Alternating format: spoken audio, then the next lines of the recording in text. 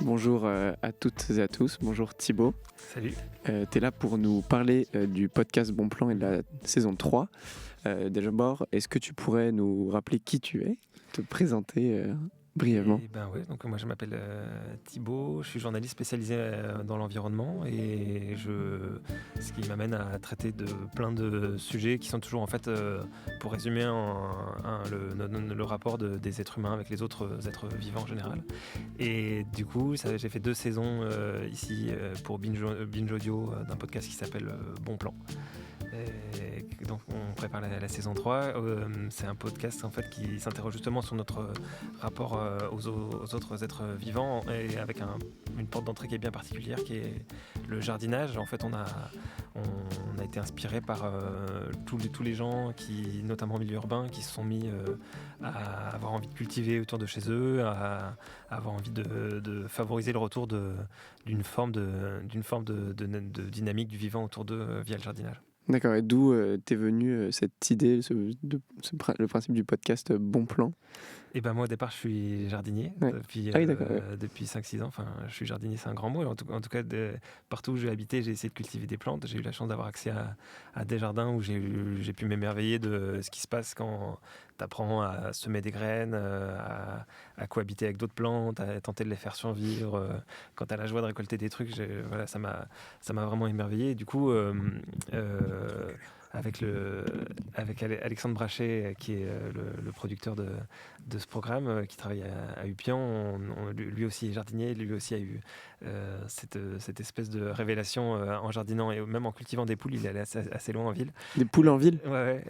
Comment tu t'élèves des poules en ville? Lui, il a réussi. Il avait construit un très beau poulailler. Il avait fait ça très, très bien.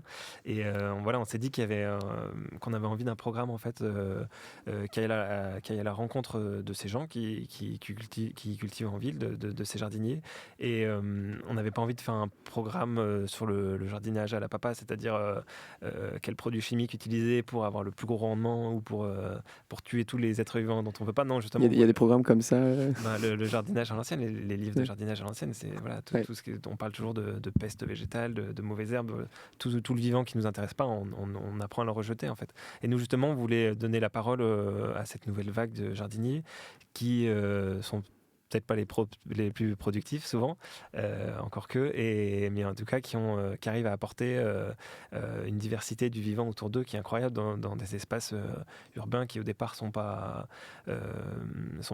faits pour ça, où il y a beaucoup de contraintes, il y a la pollution, il y a du soleil, il y a du vent, il y a tout ce qu'on veut, et pourtant dans plein de villes il y a aujourd'hui des gens qui arrivent à faire des choses formidables, donc on a décidé de leur donner la parole.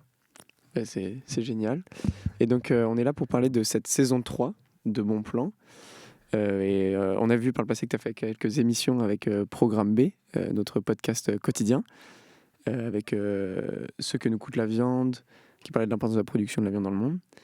Et aujourd'hui, tu t'attaques à un nouveau sujet qui va commencer la saison 3 de Bon Plan, c'est ça? Ouais, exactement. En fait, on va essayer de poursuivre notre démarche. On va aller toujours un peu plus loin dans l'idée de donner la parole à des gens qui ont une relation bien spéciale et qui ont pensé en fait leur relation avec d'autres êtres vivants. On va même s'éloigner en fait du jardinage, c'est-à-dire qu'on va aller à discuter avec des gens qui ne jardinent pas, mais des gens qui ont vécu des expériences avec que ce soit des cachalots, que ce soit des corneilles, que ce soit de la mousse, que ce soit plein d'autres types d'êtres vivants. L'idée à chaque fois de nos discussions, ça va être de déconstruire l'idée que l'être humain est au centre du monde. C'est cette idée fausse qui est à l'origine de la plupart des problèmes environnementaux, donc on va vraiment s'attaquer à ça. L'être humain n'est pas en haut de la pyramide du vivant, et l'être humain n'est pas au centre du monde, et on va le comprendre en discutant avec des gens qui ont eu une expérience forte avec d'autres êtres vivants et qui ont été amenés à repenser en fait à repenser leur place parmi ce vivant. Et on va démarrer ça en début 2020, et en novembre prochain on va déjà faire un premier reportage qui va un peu poser les bases de notre projet. C'est un reportage que j'ai déjà réalisé, c'est à Dunkerque. En fait, je suis allé voir des gens qui ont eu une idée un peu folle il y a 10 ans et qui se révèle être une très bonne idée. C'est des gens qui se sont dit on va aller sur le port industriel de Dunkerque. Donc c'est un endroit qui est vraiment balayé par les vents, où le port industriel est tombé en ruine, donc il n'y a que des bâtiments en friche, et il y a ce qu'on appelle une friche végétale. Donc il faut imaginer un immense terrain qui ressemble à un parking. C'est un truc hyper goudronné ouais, et c'est compagnie. ça, exactement. Donc c'est goudronné ou des pierres. Enfin, il y a. Il n'y a pas de bâtiment, Il y a des bâtiments en friche, Okay. immenses, ouais, des anciennes usines désaffectées. Et au milieu, entre les bâtiments, il y a des grandes allées en fait, qui sont vides et donc qui ont été colonisées par les plantes. Et à cet endroit, il y a 10 ans, deux artistes se sont dit nous, on va profiter du fait que dans tout port, il y a eu plein de bateaux qui sont passés, donc qui ont amené plein de graines. Et donc potentiellement, si on les laisse la possibilité, il y a plein de graines qui peuvent germer et donc il y a plein de graines qui peuvent pousser. Et donc ils ont dit on va fermer un espace de 10 mètres sur 10 mètres qu'ils ont fermé avec des panneaux de bois pour que personne ne puisse y rentrer. Et ils ont dit on va pas y aller, on va laisser la nature s'exprimer. Il y avait quoi dans cet espace de 10 mètres sur 10 mètres il y avait rien, comme partout, il y avait des plantes. Il n'y a pas un bâtiment ou... non, c'est un espace vide et ils se sont dit on va appeler ça la forêt du Petit Mince. Et en fait, leur réflexion, c'est de se dire que tout endroit qui n'est pas perturbé, on va dire, par l'être humain, finira un jour par devenir une forêt assez rapidement, en quelques siècles maximum. Et donc, nous, on va essayer de reconstruire une forêt sur cet endroit, sur cette friche industrielle. Et ce qui est cool, c'est qu'ils ont eu cette idée-là il y a 10 ans et que donc 10 ans se sont écoulés, donc plein de choses se sont passées dans cet endroit-là. Personne n'avait pu pénétrer pour faire un bilan de ce qui s'était passé. Et moi, j'ai eu cette chance. On y est allé donc avec un des deux artistes. De 2009 à 2019, ils ont empêché toute personne de rentrer tout à fait. Dans l'espace. Il y avait une porte secrète pour aller enlever si quelqu'un avait jeté une canette de bière ou des choses comme ça. Ils l'ont fait, mais en tout cas, voilà, il n'y a pas vraiment eu de personnes qui sont rentrées sans l'autorisation des deux artistes, en tout cas. Et donc, on y est allé avec Steve, un des deux artistes, et on avait invité un botaniste qui s'appelle Thibaut Powell, qui connaît extrêmement bien les plantes, et notamment les plantes des friches. Et je vous spoil pas, je vous dévoile pas ce qu'on a découvert, mais on a découvert plein de choses assez passionnantes. Il y a un panneau qui est à l'entrée de ce bâtiment. On peut écouter un extrait du documentaire, un extrait où on va entendre Steve, donc un des deux artistes, expliquer la démarche qu'il avait il y a 10 ans. Je peux te demander de lire ce qui est écrit sur le panneau, là, si on se rapproche? Merde. J'ai pas mes lunettes. Si on se rapproche beaucoup, là. Alors, tu veux que je lise tout ? Donc la forêt du Petit Mince, un projet de Steve Abraham et Nicolas Messager. Dans l'esprit de tous, le végétal n'a pas sa place dans un port qui est par définition un outil de production, un espace qui ne laisse pas de place. C'est effacé par le temps. Pourtant, de manière plus ou moins discrète, les plantes sont partout dans les ports sous la forme de graines, de pollen, venant de tous les pays, agrippées à des ballots de coton, écrasées sous un conteneur, blotties sur un tronc d'arbre, accrochées aux pattes d'un insecte, etc. Le môle 1, riche de son passé portuaire, possède assurément en son sein nombre de graines endormies, de plantes de toutes sortes, de toute provenance, qui ne demandent qu'à s'épanouir. Poussés par cette idée, les scènes des artistes ont décidé de mettre en valeur la friche végétale du Molin, au pied du chai à vin et de l'entrepôt des sucres. L'installation consiste à protéger de toute intervention humaine un carré de 10 mètres par 10 mètres de plantes sauvages pour une durée de 13 ans renouvelable. Pour cela, une grande et belle enceinte en bois sera construite. L'homme aura tout de même un droit de regard dans le but d'éveiller son désir. C'est ça, il ne faut pas montrer, il faut à peine dévoiler, c'est le désir. Pour cela, quelques œilletons et meurtrières étanches seront construites et accessibles à tous. À l'occasion des fêtes annuelles de fructose, un escalier d'embarquement d'aviation sera disposé en bordure de l'installation pour permettre à quelques privilégiés, triés sur le pavé, d'admirer le beau travail de la nature en cours. Et donc pour finir, partant du principe que le processus naturel veut qu'un espace végétal laissé libre devienne au final une forêt, cette installation donnera dans quelques années, libérée de son enceinte, la forêt du Petit Mince. Voilà, donc là c'était le texte qui avait été écrit 10 ans auparavant par les deux artistes et que Steve nous lit en fait. Donc c'est le petit panneau qui explique, qui est posé sur sur la palissade de bois et qui explique le projet. Donc il nous expliquait ça. Ce que moi j'adore dans cette histoire, c'est que normalement les plantes qui poussent de manière spontanée dans ce genre d'endroit, dans des endroits abandonnés, ben, on parle de mauvaises herbes. C'est vraiment des plantes qui sont méconnues et surtout méprisées. On les considère comme des mauvaises herbes. Elles sont arrivées là sans qu'on les invite. Donc en fait, on se donne le droit en fait de les arracher, de ne pas les aimer, de lutter contre elles. Et eux, ce qu'ils ont fait, c'est vraiment la démarche inverse. Ils se sont dit allez-y, les mauvaises herbes, venez. Allez-y, venez. Et surtout, vous êtes intéressante parce que vous arrivez à pousser dans un endroit qui est quand même très hostile. Donc, pour moi, c'est du béton. Je ne vois pas comment ça peut pousser, ça peut sortir de. Et c'est ça qui est passionnant, c'est que petit à petit, avec la succession végétale, les plantes vont en fait produire des feuilles. Les rares plantes qui arrivent à pousser vont produire des feuilles. Les feuilles tombent, elles se décomposent, elles créent un début de sol. Sur ce début de sol, des ronces arrivent à pousser. Et en fait, à chaque fois qu'un endroit est rempli par les ronces, c'est pareil, les ronces, c'est des plantes qui sont détestées. Mais un endroit qui est rempli par les ronces, c'est un endroit où peuvent pousser des arbres. Et t'as pas le droit de nous le dire ou tu ne diras pas l'ambition des artistes, et vous l'apprendrez en écoutant le reportage, l'ambition des artistes, c'est de se dire on espère qu'un jour des arbres arriveront à pousser dans notre forêt, puisque le but d'une forêt c'est d'avoir des arbres quand même.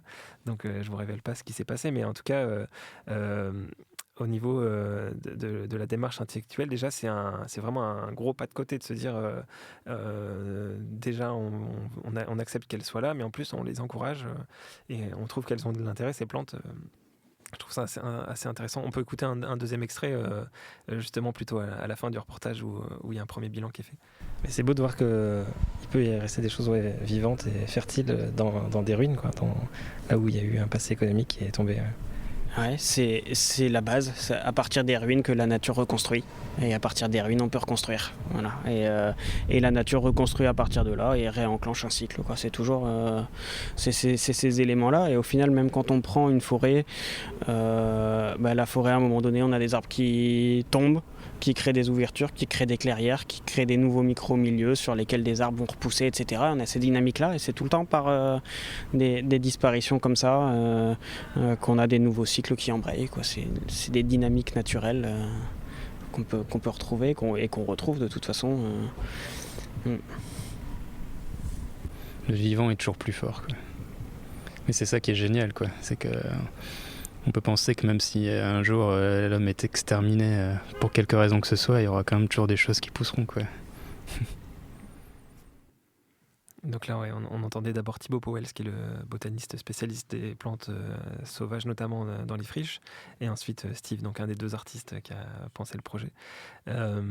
Et moi je trouve ça assez fort ce qu'il décrit sur le fait que si on le laisse s'exprimer, déjà si on accepte de le regarder, le vivant est hyper intéressant et hyper inspirant. Et du coup voilà, je pense que c'est vraiment un bon exemple pour nous pour lancer cette saison. On aurait pu aller prendre je sais pas, des gens qui sont spécialistes des pandas ou d'espèces ou d'espèces plus majestueuses comme je sais pas, les éléphants ou un truc comme ça. Ça s'éloignait quand même pas mal du jardinage assez rapidement là. Mais en plus voilà, quand on pense à donner à estimer d'autres espèces vivantes, on va plutôt penser à des espèces qui nous ressemblent. Donc ça va être des primates, ça va être des mammifères, des espèces qui se rapprochent de nous. Je trouvais ça intéressant d'abord s'intéresser à une des espèces vivantes qu'on déteste le plus, donc ce qu'on appelle les mauvaises herbes. Et je trouve que ça nous apprend vachement de choses sur nous. Ça nous apprend déjà des choses sur ces plantes-là, comment elles fonctionnent et comment elles arrivent à pousser malgré nous.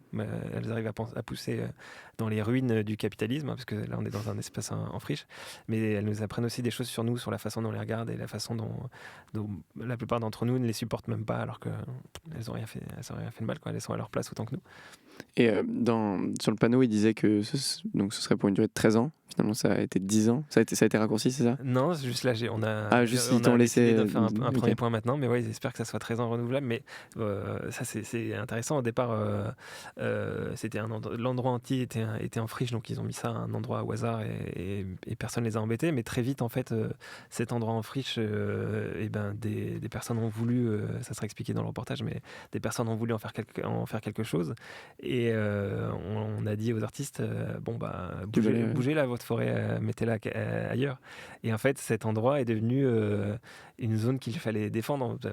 C'est peut-être pas une zone, Une ZAD, à ouais. défendre, mais n'empêche qu'ils ont dû défendre leur Il y forêt. a eu les zadistes de la forêt du Petit Mince. Bah, il n'y a personne qui a campé là-bas, mais en tout cas, voilà, ils ont dû. C'est même un mini espace de nature, si on peut appeler ça comme ça, ou un espace qu'on laisse libre aux vivants, comme ça. Et ben, même là, celui-là, on doit le défendre. Donc ça montre aussi, c'est un symbole du fait que les rares parcelles de vivants dans notre monde sont très vite menacées.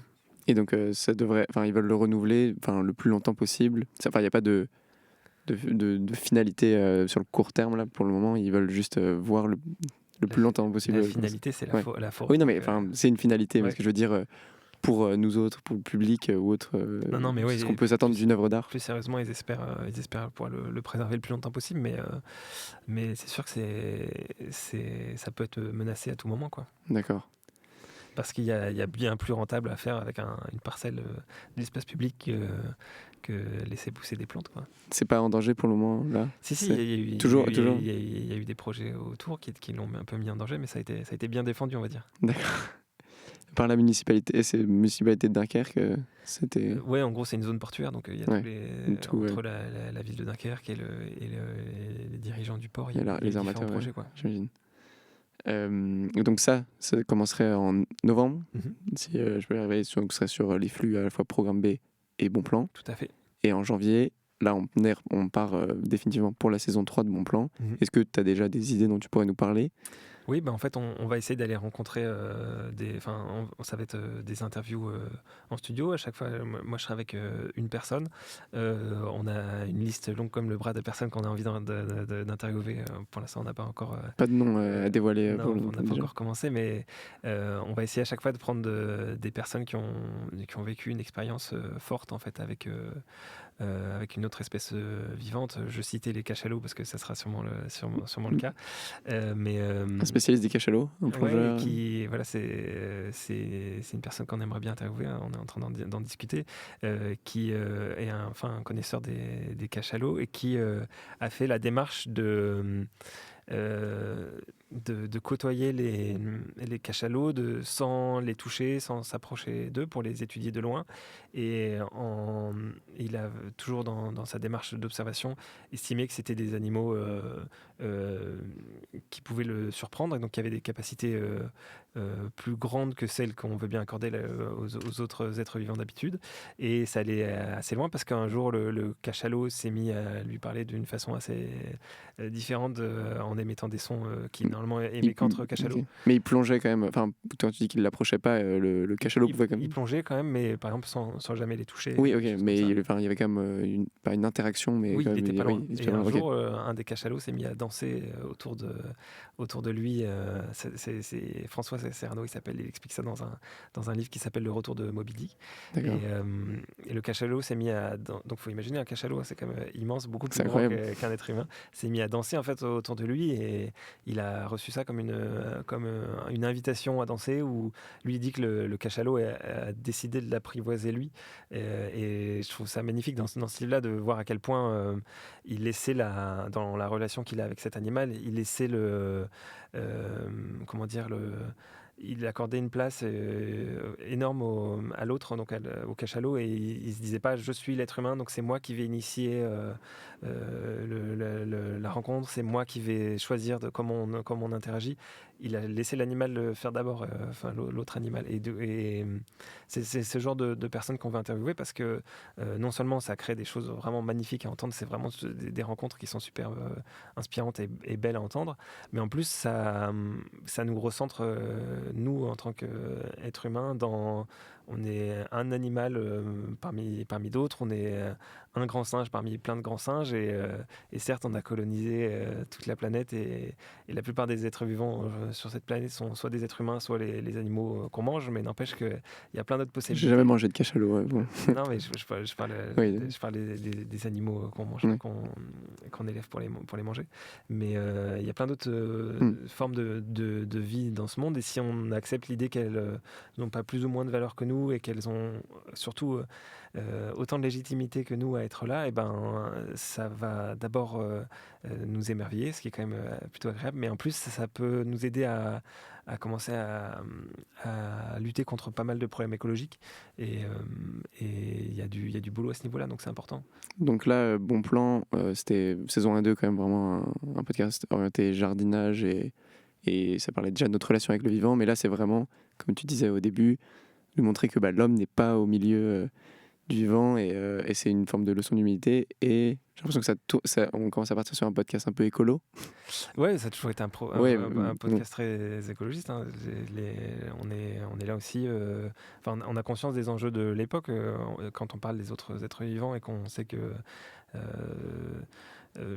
si on prend les insectes, c'est la majorité des insectes, au moins en Europe, qui ont disparu sur les 30 ou 40 dernières années. Même les animaux qu'on est censé admirer ou respecter le plus, si on prend le cas des éléphants, par exemple, il est très probable que dans quelques décennies, il en reste quasiment plus, au moins en dehors des réserves. Quand on parle de ces sujets-là, on peut pas... l'impasse sur les enjeux actuels qui sont tellement énormes. Donc oui, on est un podcast résolument écologiste, mais comment ne pas l'être quand on parle du vivant, c'est impossible. D'accord, et donc mais ce serait pas... donc là, ce serait orienté exclusivement sur les animaux. Quand tu dis le vivant, ce sera sur tout, et pas... avant, c'était beaucoup les plantes et les insectes. Mais là, ce sera... c'est vraiment tout, toutes les formes du vivant. Toutes les formes de vivant, mais oui, quand je disais que ça peut aller jusqu'au mousse, on peut avoir un épisode de mousse, et la semaine prochaine sur les cachalots. Parce qu'on le sait pas, mais c'est vraiment super intéressant de s'intéresser aux mousses. Il y aura un épisode sur les mousses? Non, mais par exemple, on avait interviewé une spécialiste des lichens. Donc les lichens, c'est ces êtres vivants qu'on voit sur les pierres ou sur certains arbres, qui a priori comme ça sont... on en voit tous les jours sans y prêter attention. Et en fait, ça c'était l'année dernière quand on avait fait cette émission-là. Et quand on commence à s'intéresser aux lichens, on se rend compte que c'est un organisme extrêmement complexe, que il y a plein d'espèces différentes de lichens, et que il y en a qui réagissent plus ou moins bien à la pollution, par exemple. Donc en ville, on en voit certains, on n'en voit pas d'autres. Et c'est ce genre quand on s'intéresse à ce genre d'espèces vivantes, c'est super intéressant, parce qu'on se rend compte que tous les jours on peut passer devant une plante ou devant une espèce vivante sans y faire attention.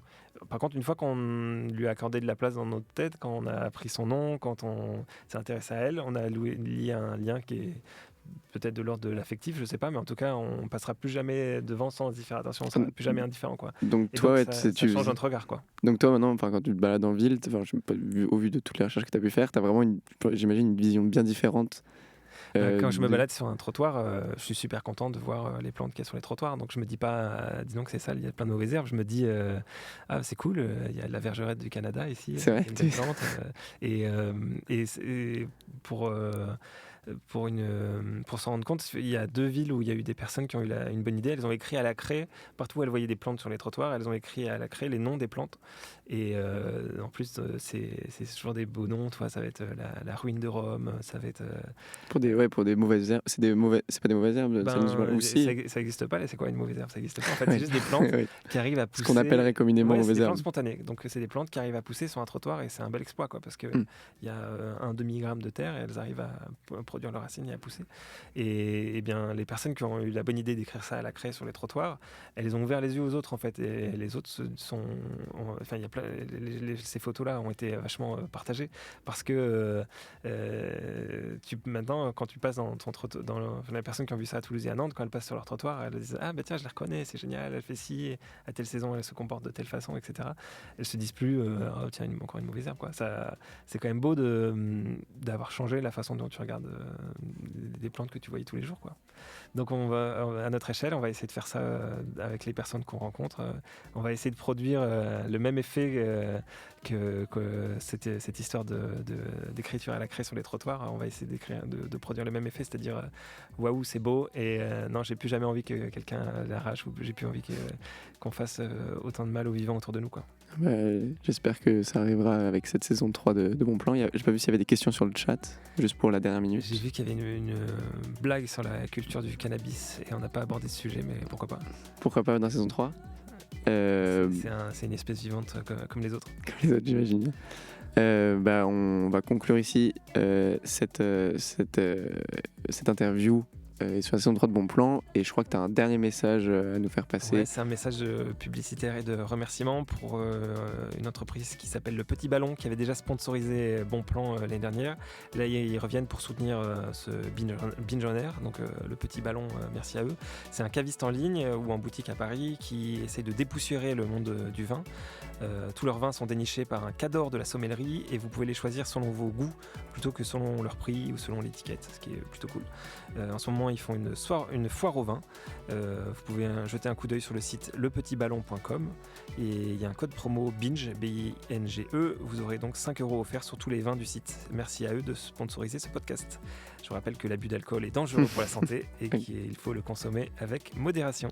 Mais on respecte le raisin, qui est une belle espèce. Tout à fait, c'est magnifique, une vigne. Bon, merci à toi Thibaut en tout cas. Merci à toi.